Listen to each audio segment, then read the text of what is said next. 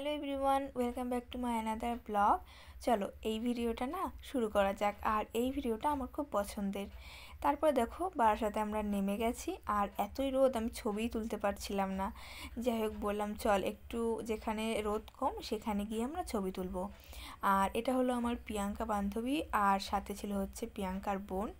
আমরা সবাই মিলে আজকে চলে এসেছিলাম একটু শপিং করতে, সাথে দেখাও করতে।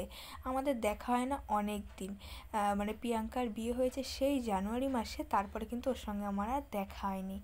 তার জন্য আর কি আজকে দেখাও হবে, তারপরে শপিংও হবে। ও যেহেতু ওর বরের চাকরি সূত্রে অন্য জায়গায় থাকে, ওই জন্য খুব একটা দেখা হয় না। আর আসলেও আসে 10-15 দিনের জন্য, তখন আর দেখা করার সময়ই হয়ে ওঠে না।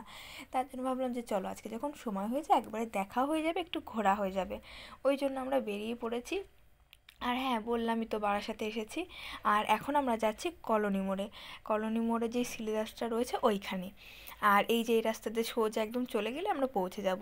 আর আগে তো মোটামুটি বারাসাতের থেকেই, মানে বারাসাতের সিলেবাসের থেকেই জুতো কেনা পড়তো, কিন্তু এখন যেহেতু পুজোর সময় শপিং করতে যাই হচ্ছে নিউ মার্কেটে, তখন আমি ওখান থেকেই নিয়ে আসি। এইবারও পুজোর সময় গিয়ে নিয়ে এসেছি, তোমরা অবশ্যই দেখেছো।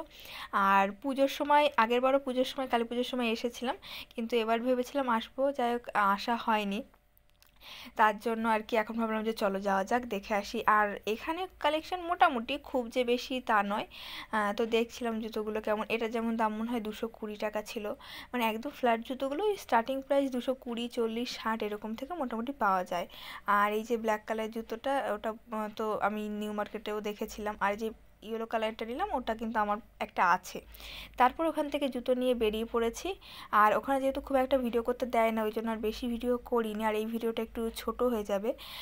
তো দেখো, তারপর আমরা বেরিয়ে প্রিয়াঙ্কা বলল যে ও যেখানে থাকে ওর বরের সাথে, সেখানে আর কি একটু ধূপকাঠি, মানে ধূপধানি দরকার আর কি। তো ওই জন্য এখান থেকে দেখছিলাম আর কি, পিতলেরই রাস্তার পাশে এই দোকানটা ছিল। এবার এগুলো পিস হিসাবে ছিল। এবার প্রিয়াঙ্কা নিয়ে বলছে কি, একটা দেখ কেমন ভারী লাগছে, একটা কেমন হালকা। আমাকেও দিয়েছে, বলছে কি দেখ কোনটা ভারী কোনটা হালকা। আমি আবার বললাম যে এইটা নে। তারপর আমি কাকুকেও বললাম যে এইটাই দিয়ে দাও। আর এখান থেকে আর তেমন কিছু নিইনি।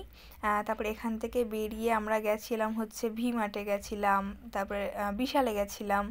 আর আমরা এম বাজার থেকে দুটো সোয়েটার নিয়েছিলাম। এবার কি হয়েছে, সারাদিন এত ক্লান্ত ছিলাম না, ওই জন্য আর ওই ভিডিওগুলো না একদম করা হয়নি।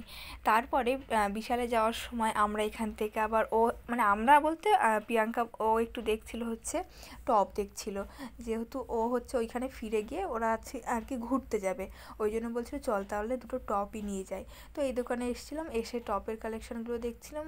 কালেকশানগুলো ভালো ছিল, কিন্তু ও একটু গায়ে দিয়ে দেখলো, বললো যে না আমার একটু মানে সাইডে আর কি ছোট লাগছে, টাইট হয়ে যাবে। তার জন্য বললাম যে ঠিক আছে, টাইট হলে তো আর সেই জিনিসটা নেওয়া যাবে না। ওই জন্য ও দেখছিল যে কোনটা কিনা যায়। যাই হোক, দোকানের কালেকশানগুলো কিন্তু একদম ভালো ছিল। তো এইদিকে প্রিয়াঙ্কার টপগুলো দেখছিল, আর আমি আর ওর বোন মানে পায়েল দুজন মিলে কিন্তু এই টেডি বিয়ারগুলো দেখছিলাম। আমি লাস্ট যখন বারাসাতে এসেছি তখনও কিন্তু এই টেডি বিয়ারগুলো ছিল, মানে হ্যাঁ হয়তো অন্য টেডি বিয়ারগুলো ছিল, এখন হয়তো এগুলো সেগুলো বিক্রি হয়ে গেছে। এবার যাই হোক, টেডি বিয়ারগুলো দেখছিলাম আর বলছিলাম যে এইটা আমার, মানে ছোটোবেলায় যেগুলো আর কি করি, এটা আমার, এটা তোর। আর এইখান মানে এই রকম সাইজের টেডি বিয়ার, আমার ছোটো সাইজের টেডি বিয়ার আর সফট টয়েস প্রচুর আছে, কিন্তু এই সাইজেরটা আমার নেই, কারণ আমার বাড়িতে খুব ইঁদুর উৎপাত করে, ওই জন্য আর আমি কিনিনি। তারপরে তো বললাম মাঝখানে ভিডিও আর করা হয়নি।